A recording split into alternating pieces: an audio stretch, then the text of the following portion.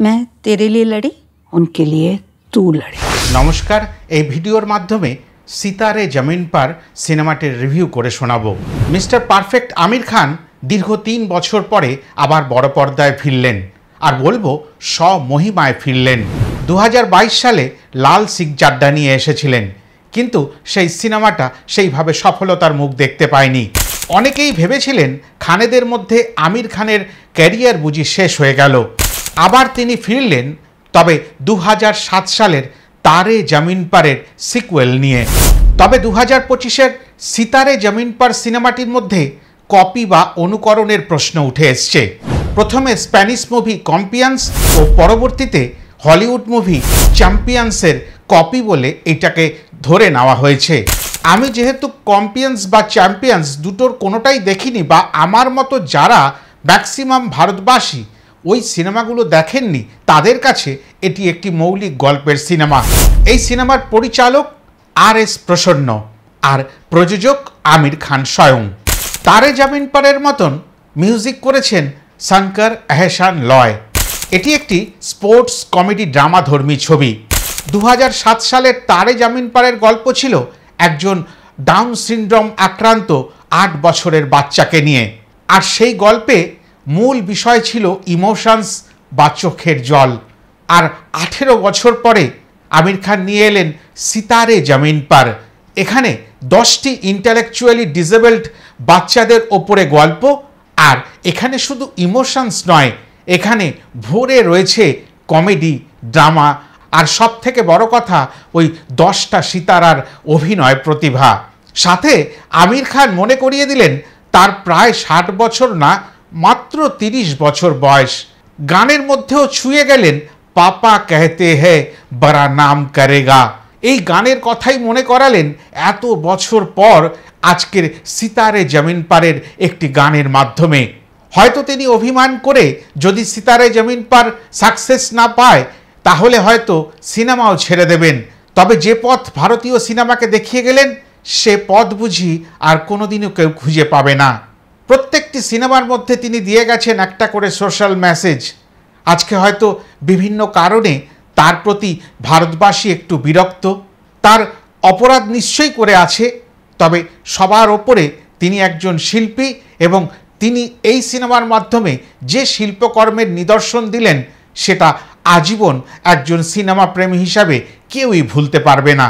যারা যারা এই সিনেমাটি দেখবেন, তারা চোখের জল মুছতে মুছতে আমির খানকে হয়তো ক্ষমাও করে দিতে পারেন। এবার আসি ছোট্ট করে সিতারে জমিন পার এই সিনেমাটির গল্প ছুঁয়ে যাওয়ার কাজে। টিজার বা ট্রেলারে যতটুকু দেখানো হয়েছে সেটুকুই আপনাদের কাছে তুলে ধরব। একজন ন্যাশনাল টিমের সহকোচ গুলশান আরোরার চরিত্রে অভিনয় করেছেন আমির খান। প্রথম থেকেই তিনি রকচটা মানুষ, আর নিজের ভুল বুঝতে কোনো সময় পারতেন না, বরঞ্চ অন্যের ভুল ধরতেন, আর নিজেকেও কোনোদিন রেকটিফাই করার চেষ্টাটুকুও করতেন না। ভালো একজন কোচ হওয়া সত্ত্বেও তার অনেকগুলো বাজে দোষ থাকার কারণে সে কোনোদিনই তার গ্রহণযোগ্যতা সেইভাবে পেয়ে ওঠেনি। বাস্কেটবল কোচ হিসাবে বা প্লেয়ার হিসেবে তার উচ্চতা যথেষ্ট কম। সেই নিয়ে নিজেকেই নিজে এই সিনেমার মধ্যে আজকের ভাষায় রোস্ট করিয়েছেন। তিনি বুঝিয়েছেন ভালো কন্টেন্ট পরিবেশন করতে গেলে নিজে একটু ছোট হলেও কোনো কিছুতে কিছু যায় আসে না। এই রকচটা মানুষটা অনেকগুলো ভুল করে ফেলে। তার মধ্যে সবথেকে বড় ভুল দুটি হচ্ছে, এক, কোচের গায়ে হাত তোলা, আর রাস্তায় ড্রিঙ্ক করে গাড়ি চালানো, আর উল্টে পুলিশকেই দোষারোপ করা। এবং এই দোষ প্রমাণিত হলে কোর্ট তাকে একটি অদ্ভুত ধরনের শাস্তি দেয়। তাকে বেশ কিছু ইন্টেলেকচুয়ালি ডিসেবলড পার্সনকে নিয়ে একটা দল গঠন করতে হবে ওই বাস্কেটবলের, এবং তাদের খেলা শিখিয়ে উন্নত মানের খেলোয়াড় তৈরি করতে হবে, এবং তাদের দিয়ে তাদের জগতের যে টুর্নামেন্ট হয় সেই টুর্নামেন্টে অংশগ্রহণ করতে হবে। আর এই শাস্তিবশত সে যে 10টি সিতারে পেল, সেই 10টি সিতারেকে নিয়ে যে দল গঠন হবে, সেই দল কি আদৌ কোনো টুর্নামেন্ট খেলতে পারবে? তারপরে তো প্রশ্ন সেখানে সফলতা পাওয়ার। এই প্রশ্নগুলোর উত্তর পেতে গেলে আপনাদের সিনেমাটা নিশ্চয়ই করে দেখতে হবে। আর আমি বলবো, আমার রিকোয়েস্ট, সিনেমাটা দেখুন, তাহলে ডাউন সিনড্রোম আক্রান্ত ওই 10-12টা বাচ্চার পাশে আর ওই রকম বেশ কিছু বাচ্চা এবং তার পরিবারের পাশে দাঁড়ানো সম্ভব হতে পারে। মানুষের দৃষ্টিভঙ্গি বদলেও যেতে পারে। শোনা যায় এই 10 জনকে নিয়ে আমির খান ওয়ার্কশপ করিয়েছেন, তাদেরকে সঠিকভাবে অভিনেতা তৈরি করা, তাদেরকে বাস্কেটবল শিখিয়ে একটা উন্নত খেলোয়াড়োচিত ভাবনা তাদের মধ্যে গ্রো করে দেওয়া, এই সব কিছু তিনি নিজের হাতে ধরে করেছেন। 3 বছর পরে বড় পর্দায় ফেরার ঘটনাটাকে আমির খান আধ্যাত্মিক প্রত্যাবর্তন বলেছেন। এই বাচ্চাগুলোকে দিয়ে অভিনয় করাতে গিয়ে যে অভিজ্ঞতা সঞ্চয় করলেন, সেই অভিজ্ঞতাকে তিনি আধ্যাত্মিক চেতনার উন্মোচন বলে প্রকাশ করেছিলেন। আর এই সব কিছু ঘটনার পরে একটা কথাই বলা যায়, আমির খান নিজেই একজন ইনস্টিটিউশন।